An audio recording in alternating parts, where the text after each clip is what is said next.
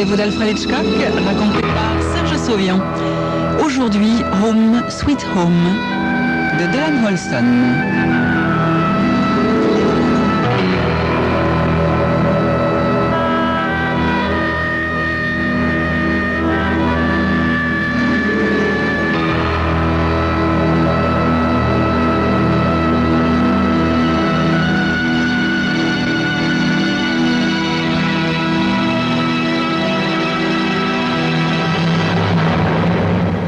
Quelle que soit la saison ou le temps, il ne se passe pas une semaine sans que Mona aille voir Steve, son fils, qui tire 7 ans dans la prison d'État pour vol à main armée. L'hiver, Francine, sa vieille amie, lui propose souvent de la conduire dans sa Pinto jaune toute cabossée. En été, Mona prend le car la plupart des fois. Dans le fond, le car ou la voiture, ça lui est égal. Le seul but de la semaine étant les 3/4 d'heure de conversation autorisée dans le parloir. Dans quelques mois, Steve aura payé sa dette envers la société. Voici 7 ans qu'il parle chaque semaine de tout et de rien, du bon vieux temps, quand le quartier n'était pas ce triangle de bâtiments décrépits, promis au bulldozer.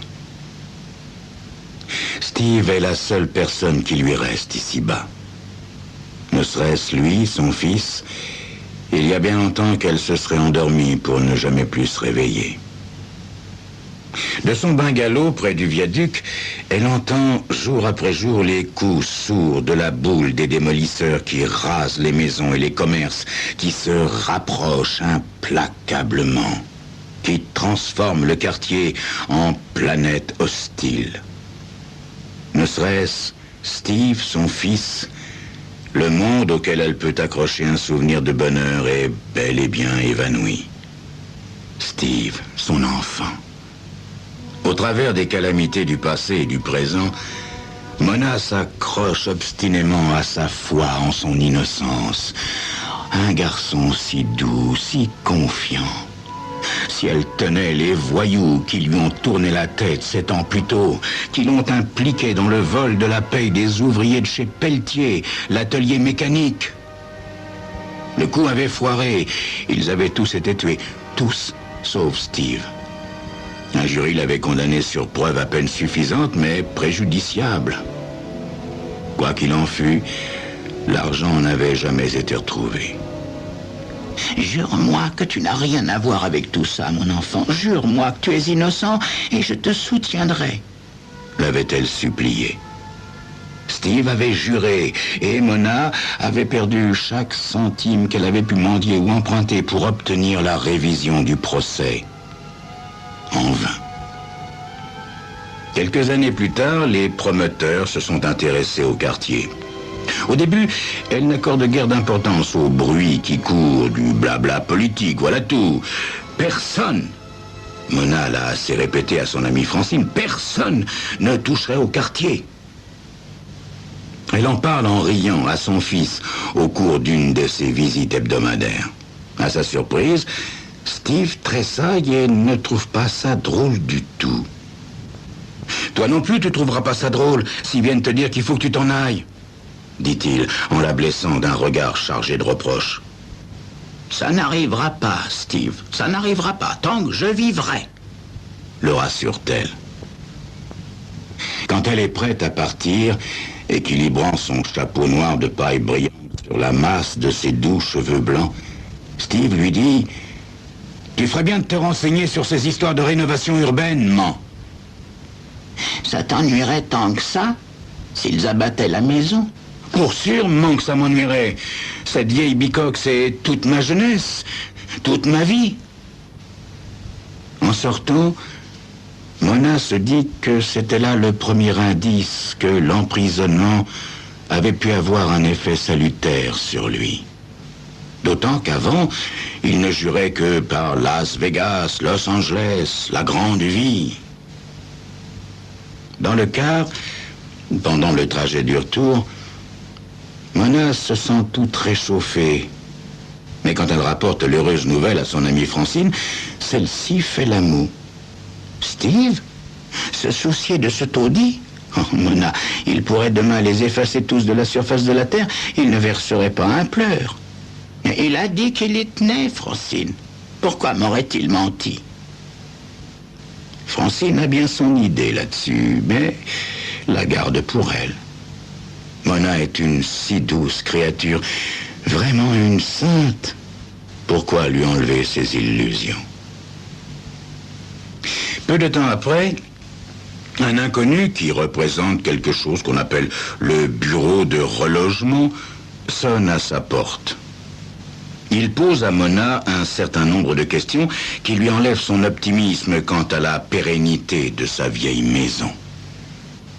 Steve étant la dernière personne à qui elle pourrait confier ses inquiétudes, un dimanche matin, Mona va trouver monsieur le curé après l'office.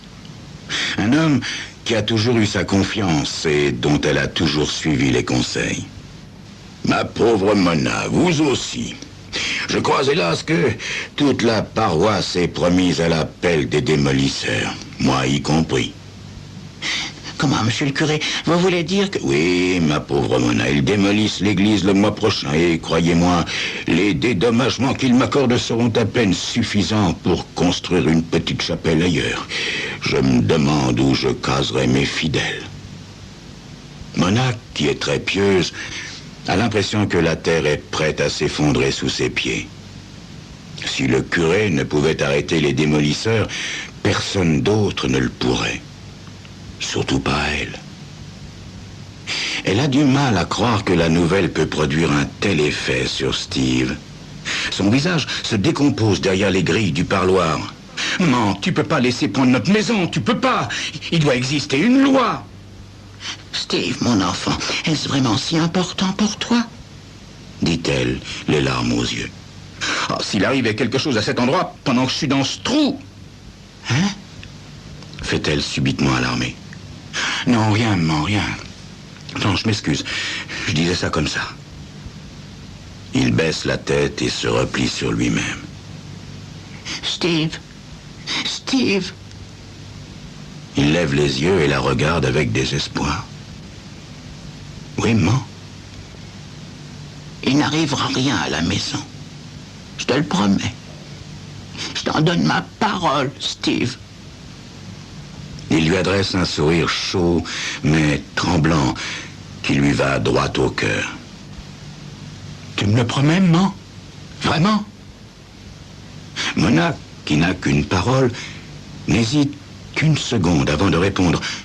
Oui, Steve, je t'en donne ma parole. Tu le regretteras pas, maman. Dans quelques mois, quand je sortirai, je te jure que tu le regretteras pas. Il passe les doigts à travers le grillage et étreint la main de sa mère, qui hoche la tête en fondant en larmes.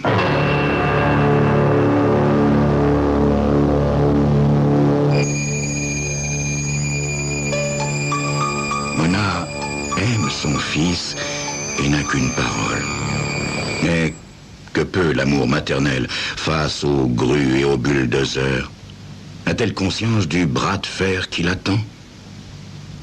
La suite dans quelques instants.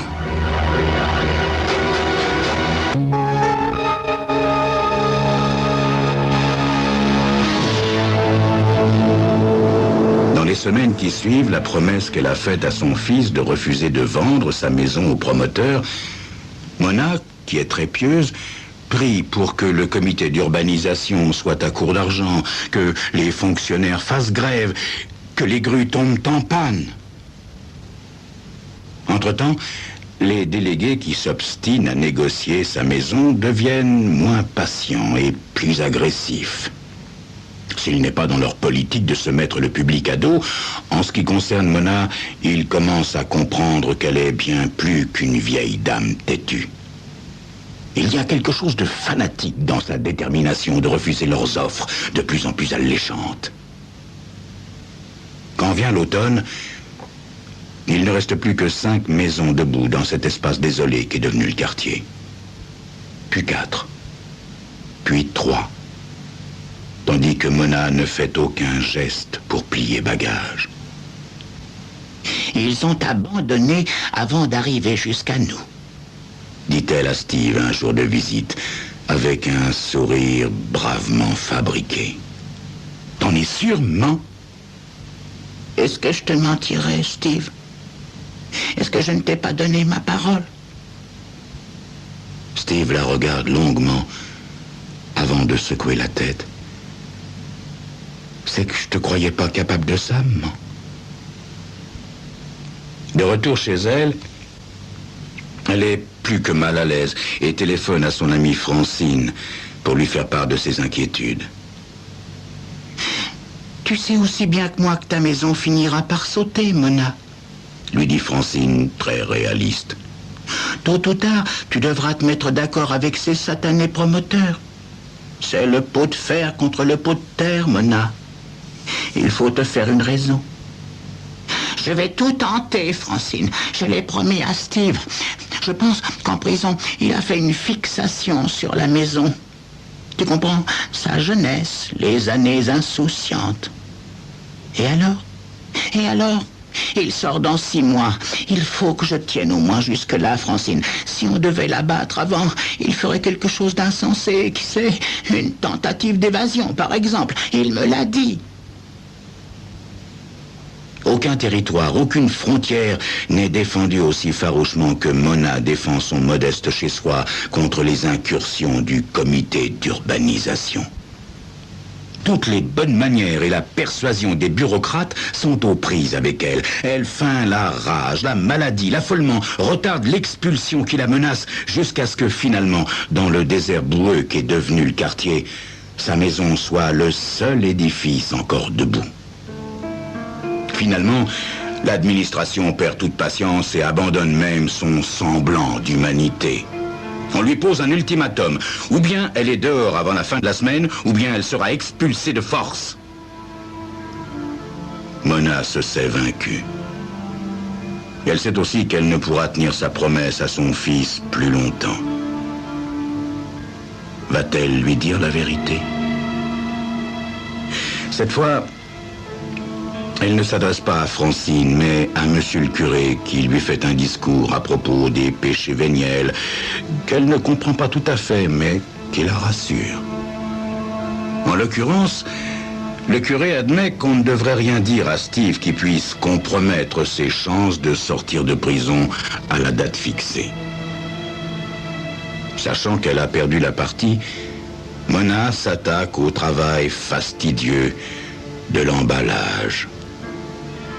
Les trésors et le fouillis accumulés pendant 57 ans partent jour après jour dans des boîtes de carton et des cajots. Elle commence par le grenier et travaille en progressant vers la cave. Sa vieille amie Francine lui rend visite le jour où elle termine le nettoyage de sa cave. Elle la trouve plus morte que vive, en train de pleurer doucement dans un fauteuil à bascule, tandis que ses doigts égrènent machinalement un chapelet.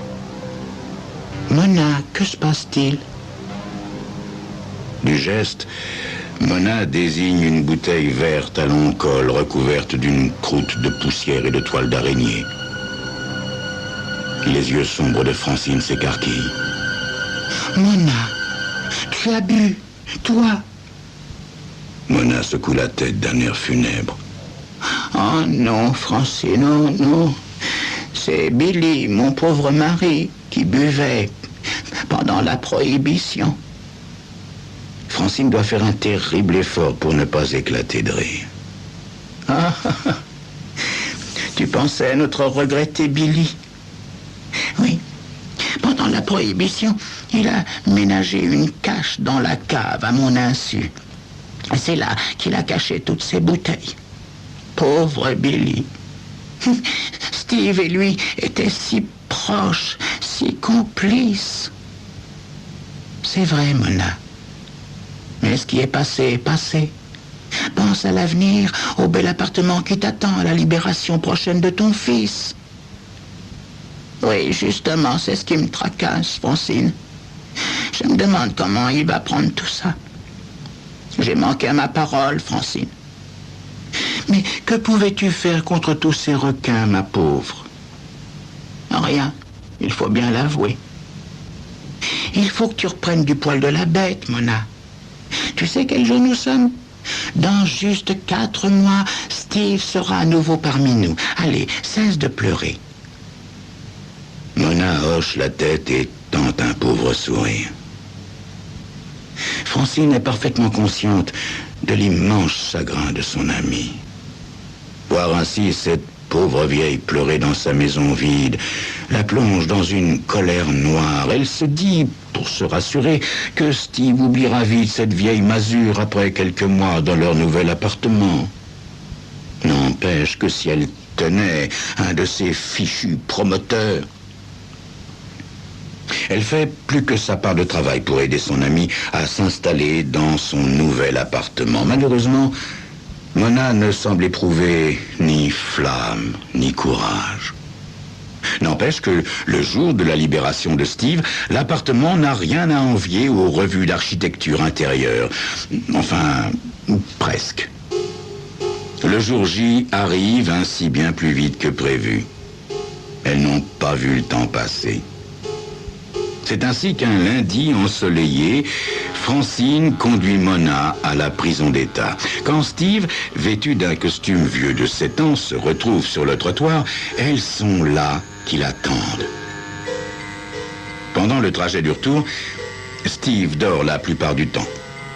Mona est silencieuse et Francine, obtenant peu de réponses, se retrouve vite à court de banalités. Elle sent qu'il y a quelque chose qui ne va pas du tout chez sa vieille amie et suppose qu'elle se fait du souci en se demandant comment Steve va réagir en apprenant la vérité. Francine avait longuement insisté auprès de Mona pour qu'elle dise à son fils la vérité tout de suite. Mais Mona avait refusé net, sans donner la moindre explication. Quand elles atteignent la ville, Mona sort de sa torpeur. Tu viens à la maison avec nous, Francine, pour le café? Non, merci, Mona. Il faut que je rentre chez moi. Allons, viens, il n'y a personne qui t'attend.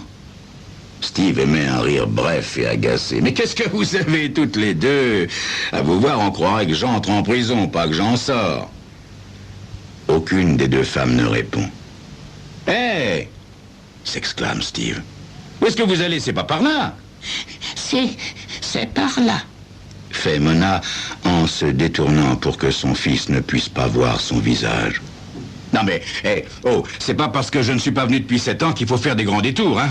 Je me suis suffisamment rappelé la ville pendant toutes ces heures d'ennui. Je veux rentrer directement chez moi. Nous y sommes, Steve, murmure Mona. Francine essaie d'aider son ami. Une surprise, Steve. Ta maman voulait te faire une surprise en ne te parlant pas de votre nouvel appartement. Quoi? Hurle Steve. Quel nouvel appartement? Qu'est-ce que c'est que cette histoire d'appartement? Et la maison? Où est la maison? Steve! Crie Mona à son tour. C'est sans doute l'unique fois de sa vie que Mona élève la voix. Francine et Steve la regardent abasourdis. Même Steve, qui sort de 7 ans de détention et qui en a vu d'autres, est figé, bouche ouverte. Francine, conduis-nous à l'église, s'il te plaît. À l'église? Francine, je t'en prie, fais-moi plaisir. Francine hausse les épaules tandis que Steve se renfrogne à l'arrière de la vieille voiture. Le trajet est plus sinistre qu'un enterrement. Du moins, pour Francine et Steve, car un léger sourire éclaire peu à peu le visage ridé de Mona. « Qu'est-ce que tu veux que j'aille fiche à l'église ?» marmonne finalement Steve. « Tu verras, Steve, tu verras. » Quand ils arrivent, Mona dit... « Viens avec moi, mon petit. » Oh, laisse tomber, maman. Je suis pas d'humeur à ça. Steve, viens avec moi. Steve hausse les épaules et suit sa mère. Ah, une nouvelle église? Ne peut-il s'empêcher de demander? Oui, une nouvelle église. Regarde comme elle est belle. 2 fois plus grande que l'ancienne. Ils ont donc rasé tout le quartier? Fait Steve. Oui, tout le quartier, Steve. Man, quand t'as déménagé, t'as rien vu dans la cave? Tu sais, papa avait construit une cache et... Regarde, Steve, regarde la belle église que notre curé a fait bâtir. Mais avec quel argent il a fait ça? Demande Steve, de plus en plus mal à l'aise. Un donateur anonyme, Steve. Monsieur le curé a reçu un paquet contenant des milliers de dollars. Maman! Crie Steve. Maman, ne me dis pas que t'as trouvé la cache de papa et tout ce qu'elle contenait. Si, mon petit, si. Je l'ai trouvée avec tout ce qu'elle contenait. Pourquoi m'as-tu menti quand tu m'as juré que tu étais innocent?